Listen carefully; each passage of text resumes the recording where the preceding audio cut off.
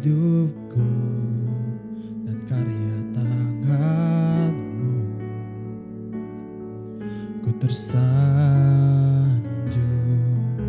karena semua yang baik dalam hidupku,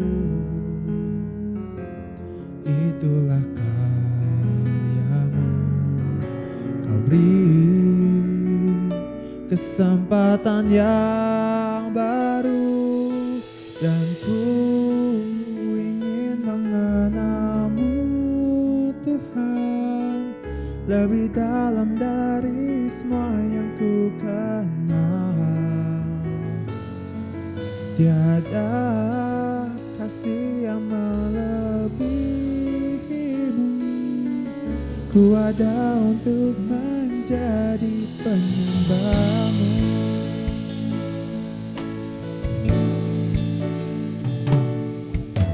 Bila ku buka mataku dan lihat wajah-Mu, ku terkagum. Bila ku lihat hidupku dan karya tangan-Mu, ku tersanjung karena semua yang baik dalam hidupku, itulah karya-Mu. Beri kesempatan yang baru dan ku ingin mengenal-Mu, Tuhan, lebih dalam dari semua yang ku kenal. Tiada kasih yang melebihi-Mu. Ku ada untuk menjadi penyembah-Mu, dan ku ingin mengenal-Mu, Tuhan, lebih dalam dari semua yang ku kenal. Tiada kasih yang melebihi-Mu. Ku ada untuk menjadi penyembah-Mu.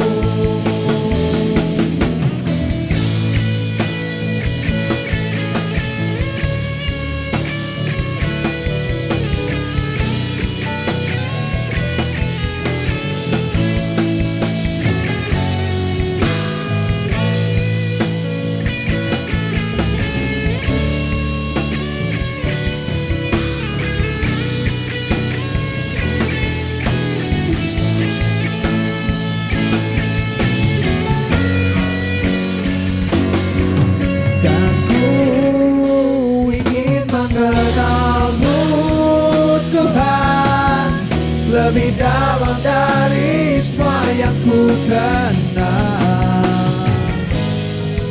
Tiada kasih yang melebihi-Mu. Ku ada untuk menjadi penyembah-Mu. Sebentar kita akan mengambil perjamuan kudus untuk memperingati pengorbanan Tuhan Yesus di kayu salib untuk menebus dosa kita. Teman-teman dipersilahkan untuk mempersiapkan perjamuan kudus. Perjamuan kudus ini diperuntukkan bagi orang-orang yang telah menerima Yesus sebagai Tuhan dan Juru Selamat secara pribadi.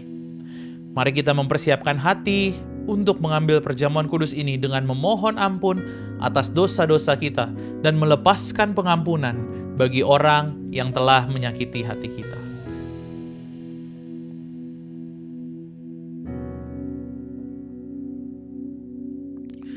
Mari kita angkat roti perjamuan di tangan kita. Sebab itu apa yang telah kuteruskan kepadamu telah aku terima dari Tuhan, yaitu bahwa Tuhan Yesus pada malam waktu ia diserahkan mengambil roti, dan sesudah itu ia mengucap syukur atasnya. Ia memecah-mecahkannya dan berkata, "Inilah tubuhku yang diserahkan bagi kamu. Perbuatlah ini menjadi peringatan akan aku." Mari kita makan roti ini dengan penuh ucapan syukur di dalam nama Tuhan Yesus.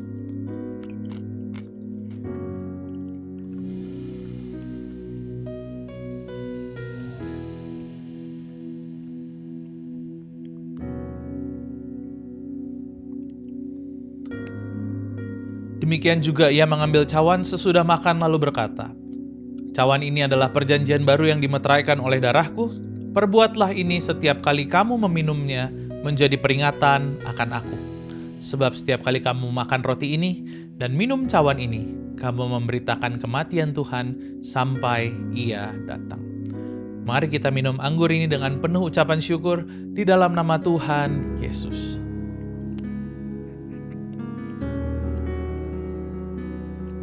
Tuhan Yesus, kami bersyukur atas pengorbanan-Mu di kayu salib. Kami bersyukur karena Engkau menebus kehidupan kami. Engkau telah mengasihi kami terlebih dahulu, dan Engkau memberikan kepada kami masa depan yang penuh dengan pengharapan. Kami bersyukur karena kami telah dibebaskan dari belenggu maut oleh penebusan-Mu di kayu salib. Terima kasih Tuhan, kami bangga punya Allah seperti Engkau. Hanya kepadamu-lah kami berdoa, Raja di atas segala raja, Allah kami yang hidup. Di dalam nama Tuhan Yesus Kristus. Amin. Mari sama-sama kita menyembah Dia. Dan ku ingin mengenal-Mu Tuhan, lebih dalam dari semua yang ku kenal. Tiada kasih yang melebihi-Mu. Ku ada untuk menjadi penyembah-Mu, dan ku ingin mengenal-Mu Tuhan, lebih dalam dari semua yang ku kenal. Tiada kasih yang melebihi-Mu. Ku ada untuk menjadi penyembah-Mu. Izinkan Bapa, ku ada untuk menjadi, ku ada untuk menjadi, ku ada untuk menjadi penyembah-Mu.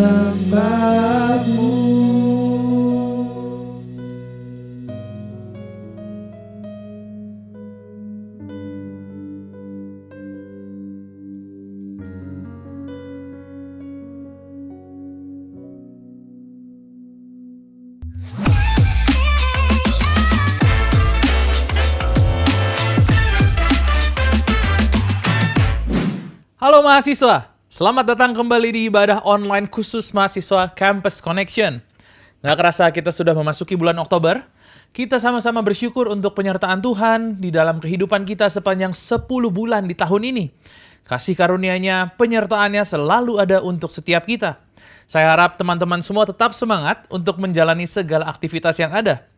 Mari sama-sama kita berdoa terlebih dahulu sebelum kita masuk lebih lanjut ke dalam pemberitaan firman Tuhan hari ini. Tuhan, kami mengucap syukur untuk setiap anugerah Tuhan, penyertaan Tuhan dalam hidup kami. Kami bersyukur kalau hari ini kami sudah memasuki bulan yang ke-10 di tahun ini. Tuhan, kami bersyukur untuk setiap langkah kami yang Tuhan tuntun, untuk setiap penyertaan Tuhan dalam kehidupan kami. Kalau sebentar kami akan mendengarkan firman-Mu, berbicaralah kepada setiap kami ya Tuhan. Kami siapkan hati kami siap untuk mendengar apa yang menjadi kebenaran firman-Mu. Kami menyerahkan waktu ke depan ke dalam tangan-Mu, di dalam nama Tuhan Yesus Kristus kami berdoa. Amin. Teman-teman, waktu saya kecil, saya pernah punya cita-cita mau mengubah dunia.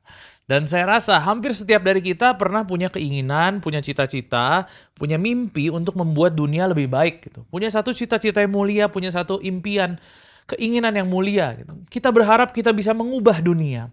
Dan hari ini, kabar baiknya teman-teman, kita bisa merubah dunia. Kamu dan saya, kita bisa merubah dunia.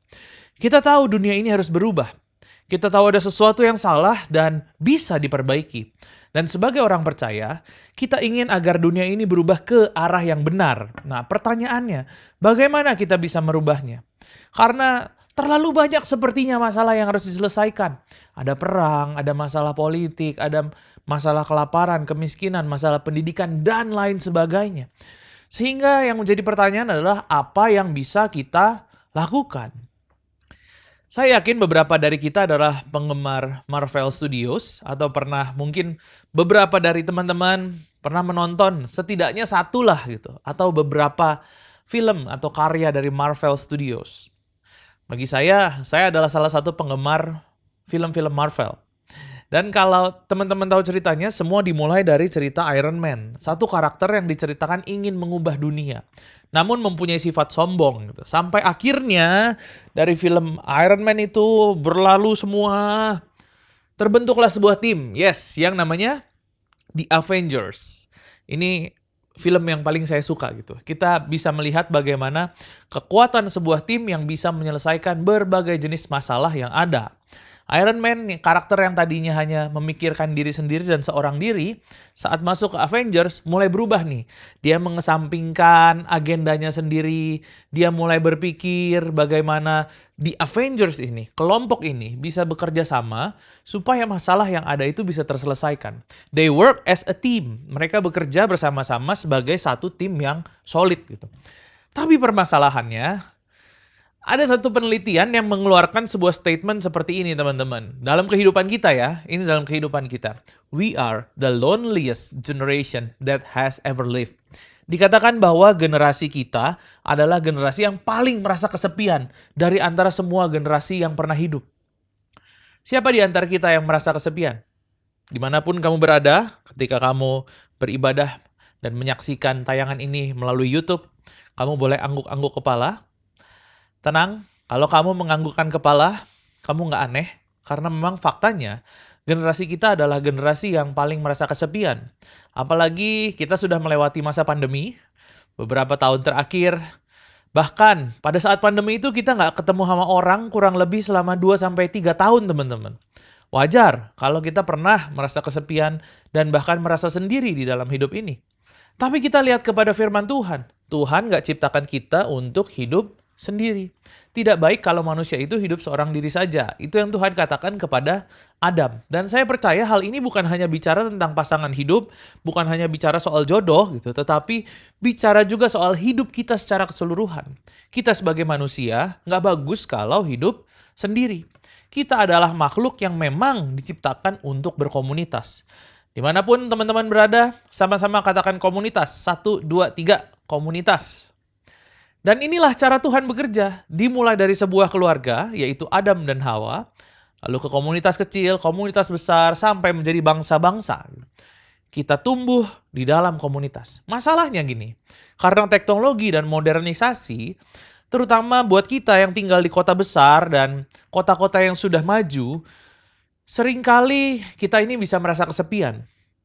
Berbeda dengan ketika kita tinggal di sebuah desa yang kecil, yang penduduknya nggak banyak, tetapi kita masih bisa melihat mereka yang masih bisa bekerja bersama, tumbuh bersama, masih kenal satu sama lain dengan lingkungan sekitarnya.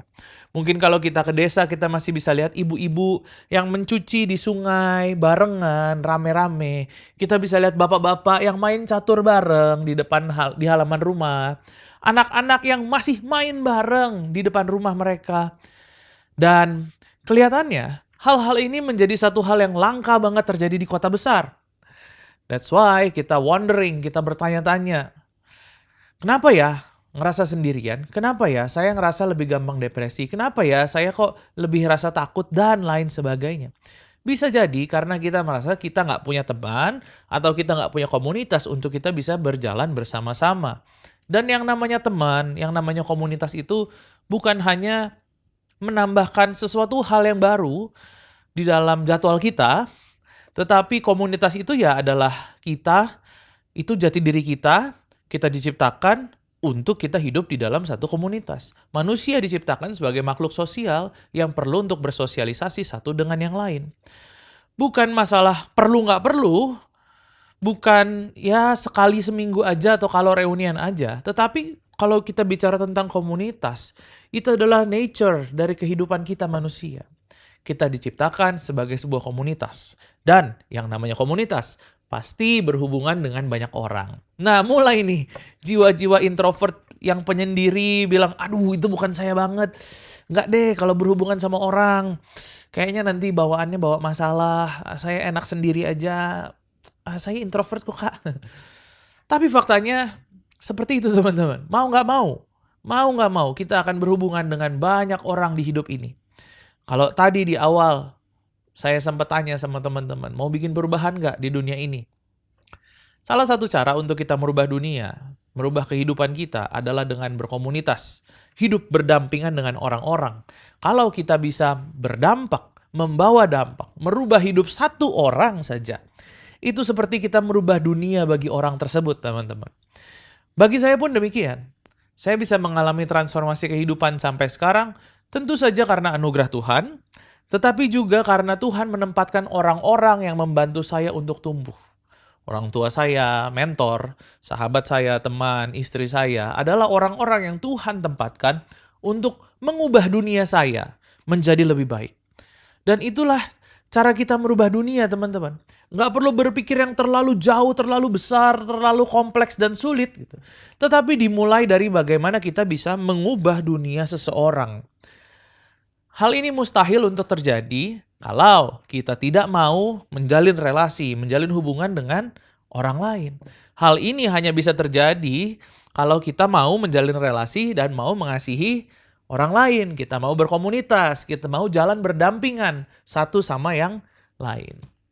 Ibrani pasal 10 ayat 24 sampai 25 menuliskan seperti ini.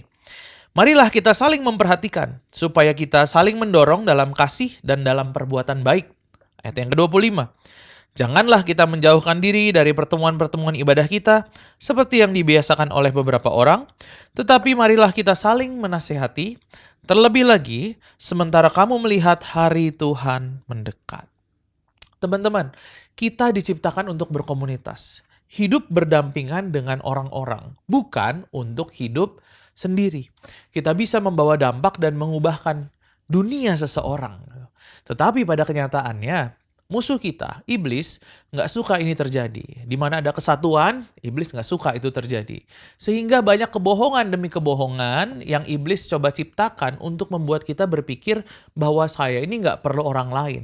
Saya nggak perlu komunitas. Nah, hari ini saya mau sampaikan kepada setiap kita, apa aja kira-kira kebohongan tersebut. Hal yang pertama, kebohongannya adalah saya nggak punya waktu untuk hal-hal ini. Ya, berapa? Teman-teman, ini hal yang paling sering muncul dalam pikiran kita. Nomor satu yang paling sering kita dengar. Saya sibuk, nggak ada waktu untuk itu. Nggak lah, udah saya punya kerjaan saya sendiri. Apapun yang kita kerjakan, kita ini tetaplah manusia.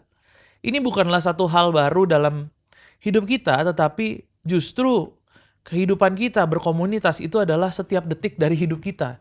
Kita diciptakan untuk berkomunitas.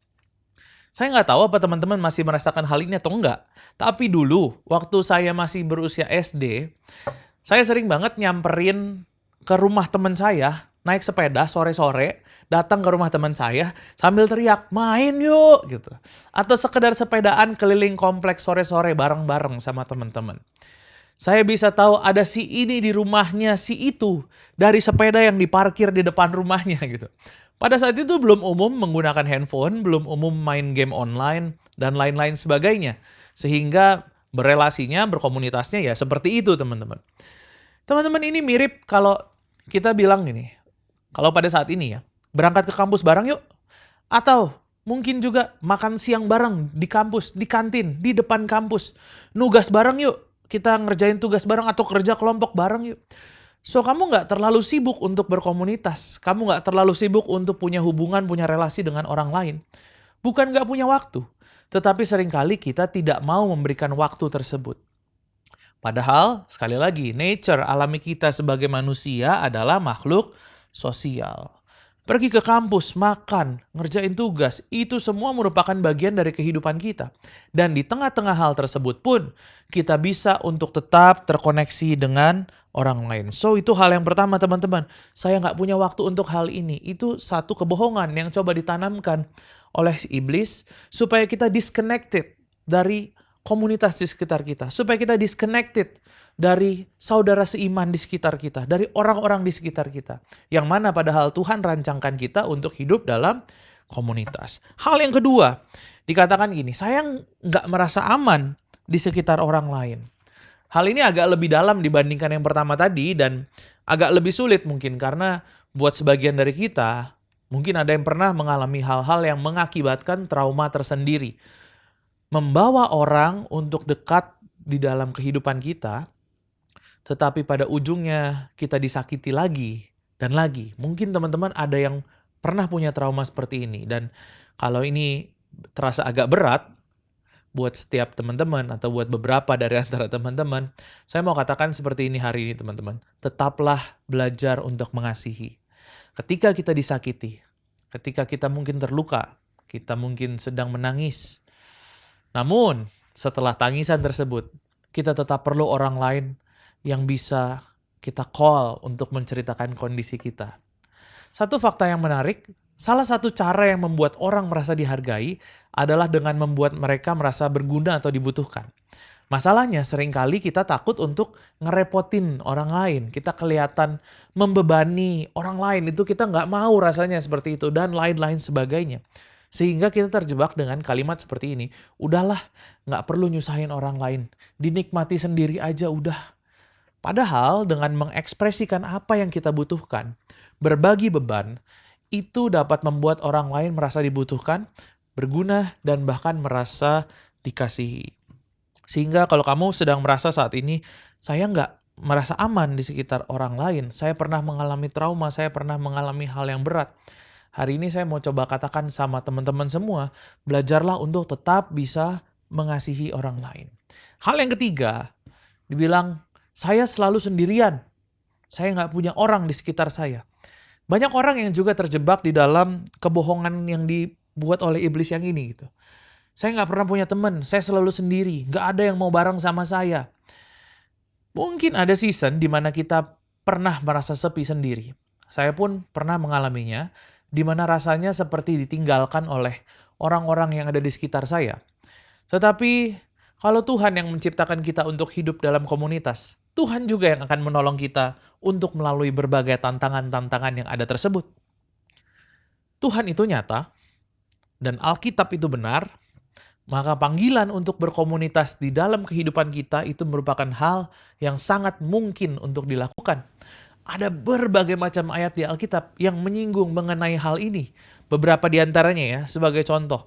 Kolose 3 ayat yang ke-16 mencontohkan tentang mengajar dan menegur seorang akan yang lain gitu. Kemudian selanjutnya Efesus 4 ayat 32, penuh kasih mesra dan saling mengampuni. Markus 9 bilang, hidup berdamai seorang dengan yang lain. Kemudian di Roma 12 ada juga saling mengasihi dan memberi hormat, sehati sepikir dalam hidup bersama. Teman-teman, begitu banyak ayat-ayat di Alkitab yang berbicara tentang hal ini. Berbicara tentang bahwa kita ini memang by design diciptakan untuk berkomunitas, bukan diciptakan seorang diri. So teman-teman, dari hal-hal yang sudah kita pelajari tadi, bagaimana maksudnya, bagaimana caranya kita bisa menerapkannya dalam hidup kita sehari-hari. At least, kamu bisa lihat kepada temanmu dan kamu berani menegur kesalahannya. Seperti yang tadi dikatakan di dalam Alkitab. Kemudian, waktu seseorang menyakiti hatimu, belajarlah untuk mengampuni. Belajarlah untuk melepaskannya. Let it go, ampuni, lepaskan pengampunan tersebut. Mengasihilah dengan sungguh-sungguh. Dan bahkan dengan rela, walaupun kita ditolak oleh orang tersebut. Dan kemudian kamu juga bisa memberikan apresiasi kepada orang lain. Inilah gambaran dari kehidupan kita yang seharusnya. Jangan sampai kita menjadi sangat ahli dalam menjaga batasan dengan orang lain, sampai-sampai kita lupa bagaimana untuk kita memaafkan dan mengasihi. Karena kita membatasi kehidupan kita dari orang lain, dan kita lupa caranya untuk bagaimana memaafkan orang lain, bagaimana mengasihi orang lain. Siapa yang perlu kita lepaskan pengampunan? Siapa orang yang saat ini sedang kita lupakan? Siapa orang yang sedang kita benci saat ini? Tanyakan hal-hal ini kepada diri kita sendiri. Dan renungkan teman-teman. Karena kita punya Kristus di dalam kita yang memampukan kita untuk mengasihi semua orang. Iblis belum pernah menang dan tidak akan pernah menang. Kitalah gereja Tuhan dan Dia menempatkan kita di sini untuk pergi kepada orang-orang di sekeliling kita sehingga orang-orang mengenal Dia. Setiap teman-teman pasti pernah mendengar tentang yang namanya amanat agung. Pergilah jadikanlah semua bangsa muridku. Itu satu amanat, satu perintah yang diberikan kepada kita supaya orang-orang di sekitar kita bisa mengenal Allah. Hal pertama yang kita lakukan adalah dengan mengasihi mereka. Stay connected dengan orang yang ada di sekeliling kita. Jangan disconnected. Kenapa kita bisa mengasihi? 1 Yohanes 4 ayat 19 menuliskan gini.